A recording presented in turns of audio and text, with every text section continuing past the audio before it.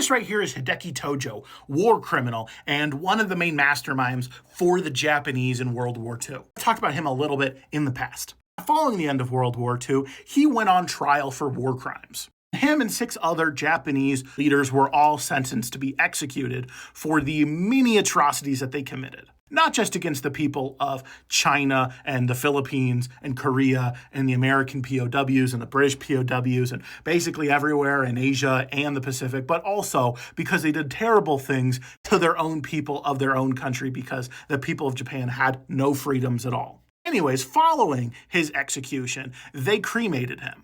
There's discussions among all of the Allied leaders of what to do with all these executed people, or more specifically, their bodies. And so they cremated him and 6 others, as well as many of the people who committed terrible things and were later executed for that in Germany. But they didn't want people to be able to set up shrines to them easily with wherever they were buried. And so what happened? Well, under cover of darkness, they flew out the remains of Hideki Tojo and the 6 others and dumped them in an undisclosed location that even to this day is unknown somewhere in the Pacific.